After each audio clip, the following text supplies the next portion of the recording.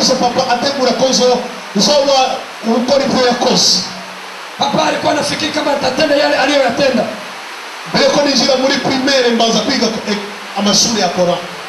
Mbele ya kuingia primaire alianza kuingia shule ya Quran. Ariko Biblia mbile ngo abo yamenye kera. Biblia sema wale waliokuwa abo yamenye kera. Wale waliozuwa abo yamenye kera bampugire haleluya. Abo yamenye kera haleluya. Waliokuwa wa zamani haleluya. Ndabira mugeza mugira ati yakumenye muri preseresha. Yakumenye muri wakarede. Mungu akujua preseresha wala wakarede. Yakumenye ukiri urusoro mu ndani ko kutambua tangu niyo ije gushitsa ibyo yakubwiye sura nyoko ataruhara babifise mu minsi y'ejo. Kuja kutimiza kile ambacho amekuja. Abavuze ko Dani Francete ari umwaka wabo wo kuba Ishimana yavuze babugire amen ariye cyane.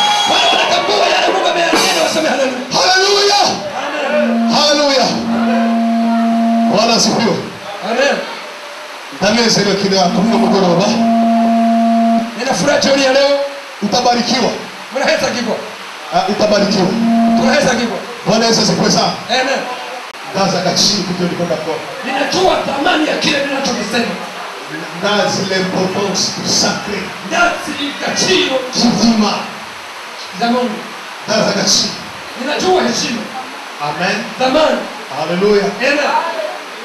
Ndaza gachiro kujua niko ndakora. Ninajua heshima ya kile tunachokifanya. Ndabira mwezo mbira ati nutamenya guha gachiro iby'Imana nizo kukwambitsa gachiro. Nutamenya guha gachiro iby'Imana nizo kukwambitsa gachiro. Usipojua valere ya Mungu naye hata kuheshimisha. Ndamukiriza muri mwetu nutamenya guha agaciro kama nizo kukwambitsa gachiro. Kama utampatia Mungu na heshima na yeye hata kupatia heshima. Abatukumu bamubwira amen ariye cyane. Sema haleluya. Sema haleluya. Ndubatse nina mke ndafise umugore umwe n'umwana umwe na mtoto mmoja. Ndumuvuga butumwa na mke wake yuko hapa. Mimi ni mhubiri. Ndumuvuga butumwa. Mimi ni mhubiri. Amen. Amen. Nta byinshi ndumuvuga sitaki kutaji mengi. Iki gisagara cha Bujumbura ni hake naragera. Ni padogo sitafika ndani ya mji huyu. Mana neiteka ndimo mavugi mu bakozi b'Imana bakorera amashengero menshi atandukanye ama community. Mungu aniheshimisha ni mmoja anayetumikia kwa makanisa tofauti. Amen. Aya mashengero manini amadini cyane cyane. Itanguriro 26 murongo wa 12. Mwanzo 26 mstari wa 12. Munyemerere mu vyubahiro byanyu bashikiranganje banyumba 10 bubahwa muhaguruke mu vyubahiro byanyu. Wa minister wa nyumba 10 waheshimiwa, ninawasimu simame kwa uko nyene uhagurutse niko Imana ihagurukisha byawe. Jinsi unavyosimama ndivyo Mungu anasema. Uko nyene uhagurutse niko Imana ihagurukije ibyawe yayimaze igihe kice. Jinsi unavyosimama ndivyo Mungu anasema. Uko uhagurutse ni acte prophétique yuko hari Imana igiye guhagurutsa ku buzima bwawe. Kisimama ni kuunganisha kwamba kuna vitu Mungu anaenda kusimamisha kwa maisha yako. Nitumie lugha moja au lugha mbili. Kugira ngo tushukuru Mungu. Akoresha ururimi rumwe cyangwa akoresha indimi zibiri. Rumwe. Amashi kubwa apotre. Haleluya. Itanguriro 26 umurongo wa 12. Itanguriro 26 umurongo wa 12. Abantu bakicicaye muragwaye tubasengere duhamagara Imana ikora igitangaza. Abantu bakicicaye. Amen. Haleluya. Ndabivuze yuko aha niyo honyine dukizingwara kandi tutize medicine. Haleluya. Iyo ndakubwiye guhaguruka nuko mba nabonye yuko n'abagwaye mu guhaguruka bakizingwara mu izina rya Yesu. Haleluya. Reka duhe apotre adusomere Genèse 26 verset 12. Tanguriro 26:12. Isaka atera ishari abifilisitiya. Maze Isaka abiba muri ico gihugu. Ntugati muri ico gihugu. Shororiza so nipatie sauti ya bien, nipandishe sauti. Maze gihugu muri uwo mwaka nyene vuga ati muri uwo mwaka nyene vuga ati muri uyu mwaka nyene vuga ati muri uyu mwaka nyene eske rero nafuse confidence yuko uyu mwaka ari umwaka wo kwimbura vuga ati muri uyu mwaka nyene akavuga cyane ati muri uyu mwaka nyene vuga ati 2025 na 2025 ntabwo ari 2024 kavuga cyane ati 2025 ntabwo ari 2024 vuga ati ni muri uyu mwaka nyene agira gute yimbura ibirenze ivyo yabivyigaye vuga ati uwo ni jewe vuga cyane ati uwo ni jewe vuga cyane ati uwo ni jewe akavuga cyane ati uwo ni jewe yimbura cyane yimbura ibirenze ivyo yabivyigaye ibirenze ivyo yabivye uhoraho amuha umugisha uwo mugabo shakugeza ndamukiriza abantu 15 wambwiririza mu mubiri ati sanga imana mu rugezo ugomba kwigusangamo wige gusanga turimuregereza profetike ndabigomba ati sanga imana mu rugezo ugomba kwigusangamo wige gusanga imana mu rugezo ariko baravuga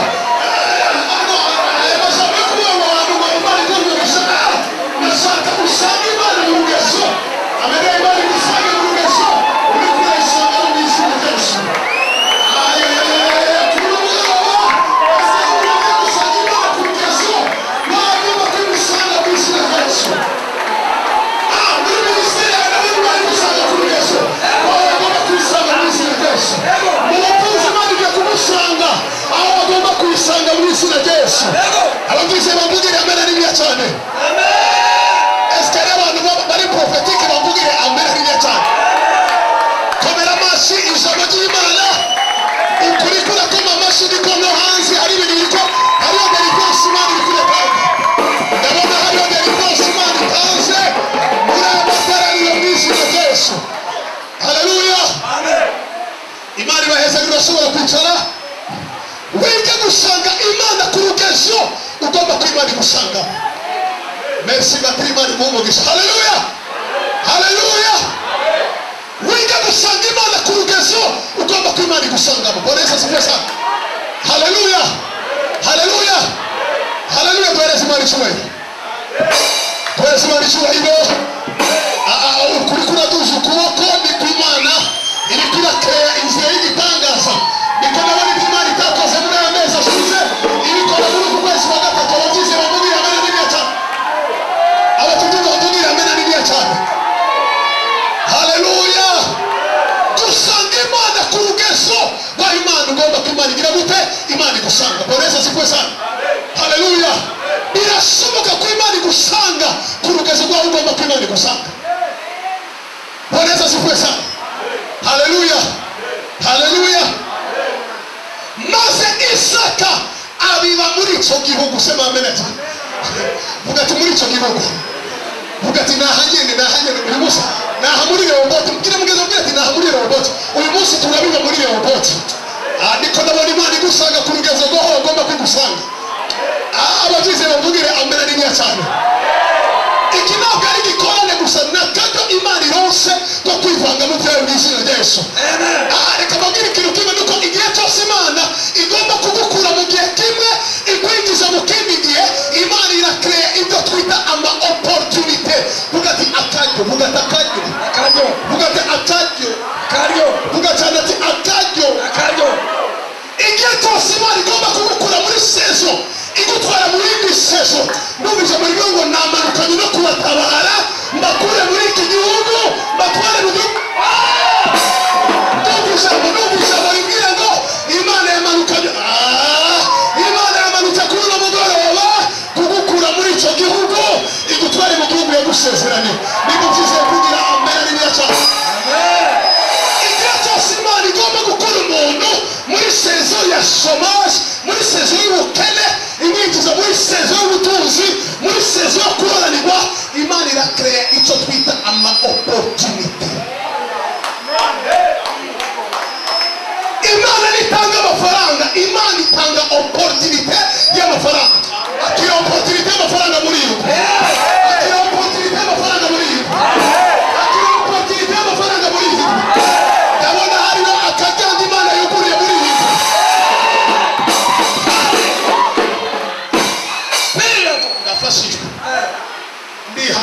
nanjye Mana mva byakiriye nanjye. Hari umuntu Imana iremeye akajyango k'amafaranga muri iyi nzu. Hari umuntu Imana iremeye akajyango rero batabyumvise neza. Nawe utasiga ko Imana igiye guca igiye kuhaca.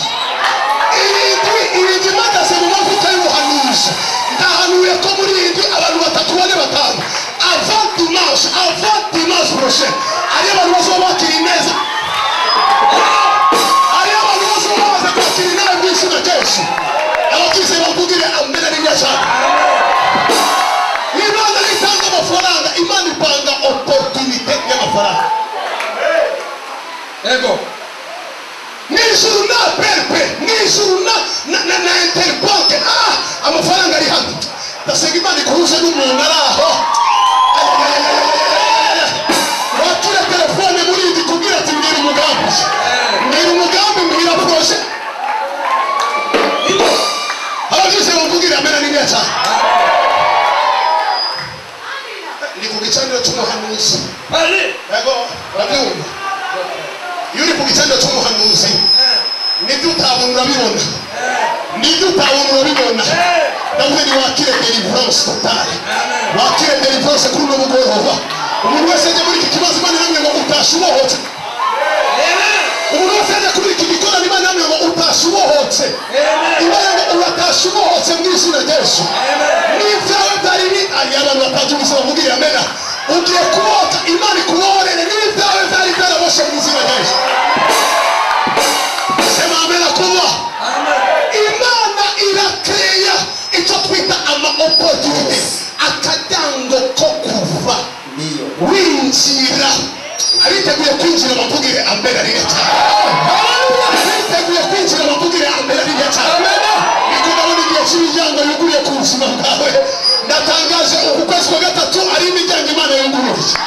Ari imiryango yuguruye ku barepoti mu izina ry'Yesu. Imiryango Imana yuguruye ku barepoti mu izina ry'Yesu. Sema amen. Amen. Sema amen. Amen. Babwiza ukuri kubwiriza abanyamutakura bisaba imbaraga nyinshi. Bisaba kuza wasenze. Sema amen kuba. Ariko ndashima Imana ko Imana yari yamaze kunegura. Haleluya. Narije kuguhesha umugisha mu izina rya Yesu. Haleluya. Afite muri abantu beza kandi mwarakuze rero ku rugezo rwa hatamuntu n'umwe nova kubabwira ibyo ashaka. Tubwire muto. Gasubiremo abantu. Kubwiza abanyamutakura. Biragoye. Barumvise benshi. Barumvise abantu benshi. Kuburyo rero bisaba kuza gamiri hejuru. Nibakwemera kumanuka gambi nibakwemera. Oya. Ndavuze nibakiri igitangaza mu izina rya Yesu. Amen. Bwana Yesu asifiwe sana. Imana irakrea icyo twita ama opportunity.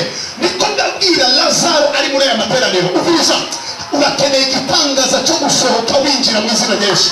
Urakeneye igitangaza cyo gusohoka winjira mu izina rya Yesu. Imana yakoze ibitangaza byo gusohoka winjira mu bihe bishasha. Amen. Akiriye bishasha mu izina rya Yesu. Amen. Amen. Yabishoboye kugutabara no kurambitse ku biganza. Ndavuze ni Imana irakrea icyo twita akacu. Mu bisanzwe Eliya ntiyaraje guhagira mu nzu y'umupfakazi. Apana. Eliya ntiyaraje guhagira mu nzu y'umupfakazi. Apana. Eliya yari umuryango wo kuva mu gihe cy'inzara yinjira mu gihe Eliya ntiyaraje mu nzu y'umupfakazi kubera ko yari ashonje. Oya, imbere yaho Imana yari yamaze gukora igitangaza ku kagezi k'Ikeritsi. Ego.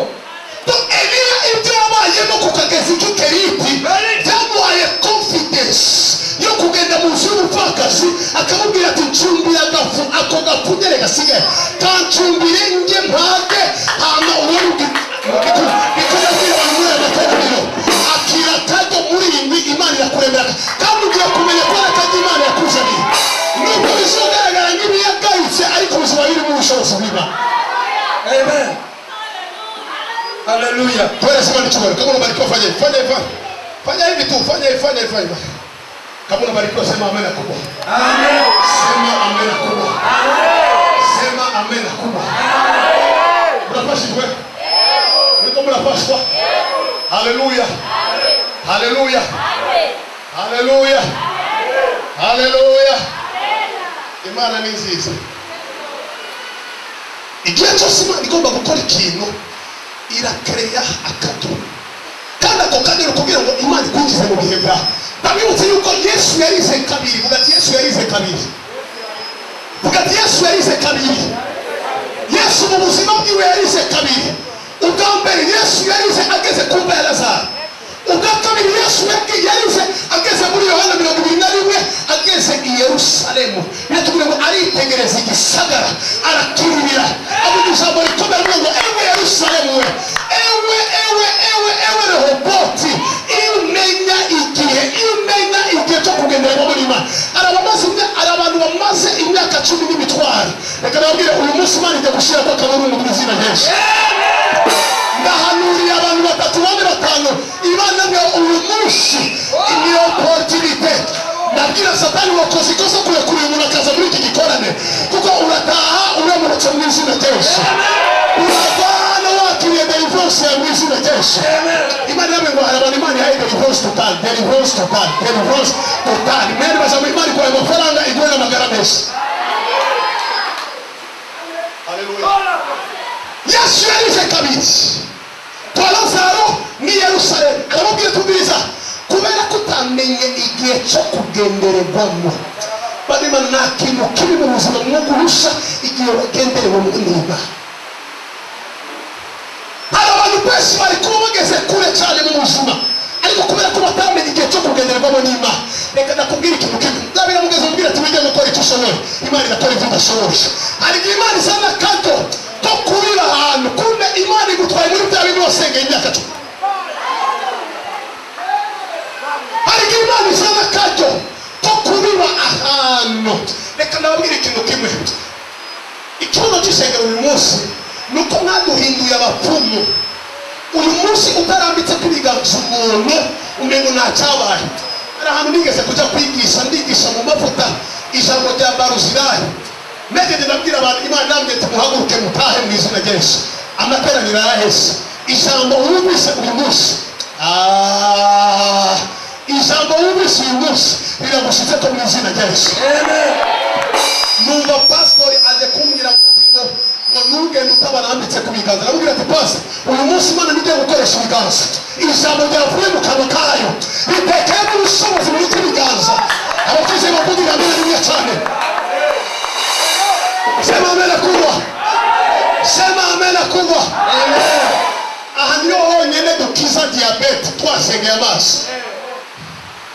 Aha niyo honyine dukiza kanseri kandi tutisha ubuganga. Uhitiki wewe. Aha niyo honyine dutanga amaviza kandi tutagira ambasade. Ndavuga ni wakiri igitangaza cyo kuri uyu mugoroba. Ni wakiri igitangaza cyo kuri uyu mugoroba. Abaje biteze Imana bavugira amen n'inya cyane. Imana irakeya akajo indwi. Imana yambwisha mu gice cya yake yambwira ko hari abantu Imana igiye kuremera akajo muri indwi kabatereka mu bintu barindiriye imyaka. Hari abantu Imana igiye kuremera ama opportunity muri indwi kuva kuwa mbere gushika kuwa Mungu. Hari umuntu hari akajyango ugiye kwinjiriramo kamushikane muri bya bintu warurindiriye. Niba uvize avugira amen n'inya cyane. Amen. Kubwiye ko bose wubaka amazu bageze ku myaka 50. C'est faux. Anasega Imana kuremera akajyango gusa k'umuntu ugiye gusengera kugira ati ndagukore, k'umuntu ugiye guhura kugira ati ndagukorere iki. Niba kubwiye ko bose wubaka amazu, niba kubwiye ko bose bagura imiduga a 50. C'est faux. Ndasega Imana kuremera ka opportunity k'umuntu ugiye guhura gusa akajambo kamwe gusa kuburira imiryango. Sema amen kubwa. Kama unabarikiwa sema amen. Afisi minota mike ndaikoresha neza. Haleluya. Amen. Haleluya. Amen. Harmoni ya meza giemze. Imani ya gwe madolari. Harmoni ya meza gi. Imani ya gwe madolari. Amen. Harmoni na hayo carte ya 200 francs. 200 à l'époque. Ya smart ya 200. Mnakumbuka hali carte za 200. Turi masengesho. Kugira ngo ngire ati birakora. ayo ma university yanyu n'amadoktora muyashire hasi. Ibi bintu birakora, vuga ati birakora. Vuga ati birakora. Vuga ati birakora. Birakora. Sema amakubwa. Ibi bintu birakora. Ibi ahanyo honyene tuguhereza visa utarize kugera muri ambasade. Sema amakubwa. Haleluya. Ndabura carte ya 200 francs. Ndi masengesho kutendibagira kwishira mu telefone. Nuko mu mbere namwe ati erezo yo mu carte ya 200. Naye mweleze mani namwe ati imanyi yaguhaye mu madolari. Ku mugoroba telefone ivuye muri etage. Mubwira ati ejo mu gatondo ja muri Western. Nasenga Imana kuremera inzira z'ibitangaza mu izina rya Yesu. Imana kuremera inzira z'ibitangaza. Ndumva nemezwa pasa dorosye yuko kino gihe babwiza ukuri magaze kuri podium. Ibikorane byo gutoza igihumbi icumi birarangiranye n'uyu mwaka. Imana ihagurukije abagore n'abagabo mu ishengero. Batazorindira amatangazo yo gushigikira umurimo w'Imana, ariko bazumva muri bo amavuta bahagurutsa baje mu Bushinwa bazana ivyuma dukorera Imana mu izina rya Yesu. Niba mvise yakira ayo mavuta mu izina rya Yesu. Soma muri Matayo 27. Mwe yera umuhaye he? Matayo 27 umurongo 56. Matthieu 27. Matthieu 27. Ndumva aya mavuta yamanutse. Kandi uyu munsi hari abantu bagiye kuvana hano ayo mavuta yo gushigikira umurimo w'Imana. Sanje ndashaka guhanura we. Ibyo bintu bya Noir Blanc twara hariya. Ari abantu batuzanira amayerekwa. Ikibazo uyu munsi abahanuzi ndababwira ikintu kimwe. Reka mbabwire ikintu kimwe. Ndasengera akakarere ka Mudakura kina Cibitoke na Kamenge. Imana igaragaze abukuri n'abataru abukuri Imana yashije kumugaragara mu izina rya Yesu. Yego. Muri aka karere twononewe n'abana b'abahanuzi. Abana abakiri ku ishure y'ivyo bavugisha nibo batwononera tere. Ndumva natwara ibishatere. Abana b'abahanuzi nibo bariko baratwononera tere. Akibona ibintu bya Noir Blanc ngo nanje ni umuhanuzi. Gira mugeze mbwira ati ayo mayereka ya Noir Blanc uratute tuza. Twononewe bakozi b'Imana, twononewe n'abakiciki by'ubuvugishwa, abana b'abahanuzi, watoto wa manabii nibo baratwara ibishatere. Ni kweli. Wana yaribu. Unatakiwa kubona ibintu bya Noir Blanc ngo Imana yanenze yakweretse kimwe. Urumva nabonye urumva wareza tusaidie sana. Abafise bamvugire amen nini cyane. Haleluya. Avuga gute? 57. Ndafashije kuvuga ati ndafashije. Amen nisa.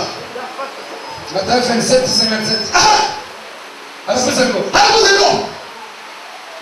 ariko bugorovye haza umutunzi ari Mataya. Apana nibatubwira ngo haje abasenzi. Nibatubwira ngo haje abo mu cyumba cy'amasengesho. Ni haje abo mu cyumba bavyumvise.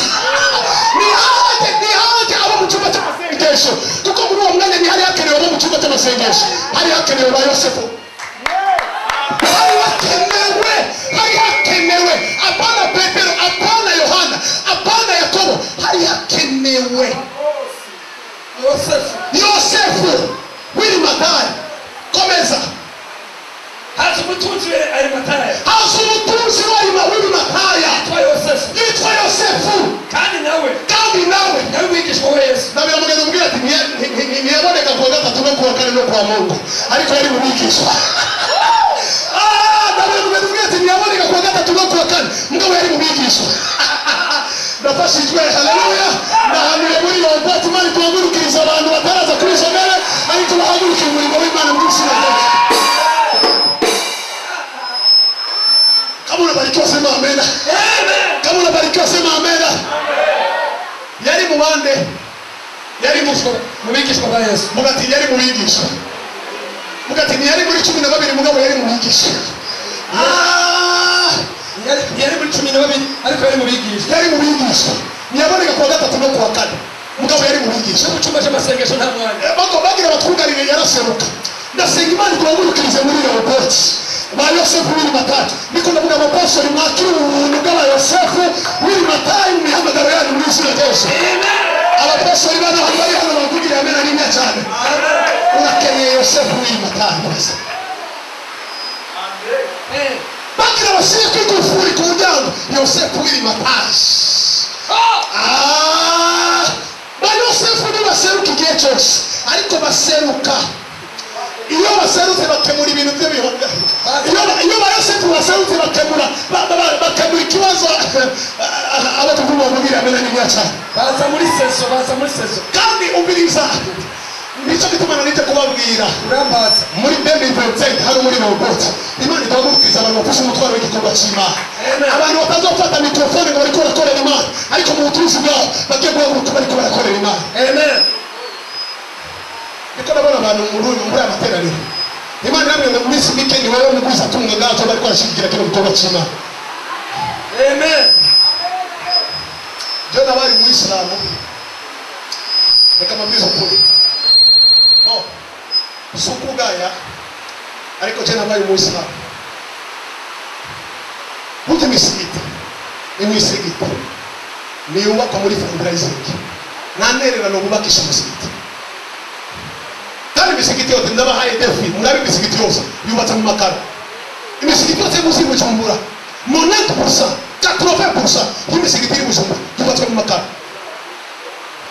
Kandi yuzo kumungo afishe w'igikora cyo gutoza mu musigiti, ariko ndiko ndasenga Imana muri aya materaniro usengera ngaho udasengera ngaho Imana iguhagurutse no gushigikira igikorwa cy'Imana mu izina rya Yesu.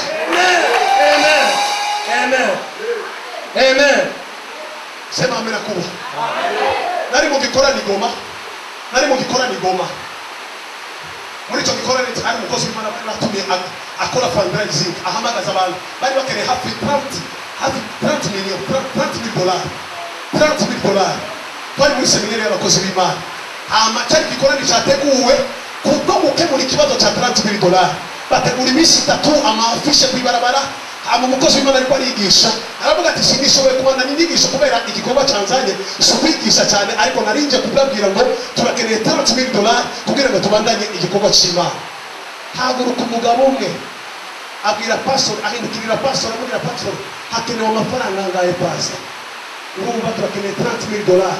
Arabwira ariko umukozi w'Imana yigishe ayo 30 dollars nakemura ikibazo kera. Imana igomurikiriza abantu badukemurira ikibazo tutarinze abo tukumubwira amena n'ibya cyane. Haguruka umuntu aravuga ati pastor kubera kimuciriye hagati ijambo ry'Imana. Rero umugabo yakora afashwa mu buryo bukomeye cyane.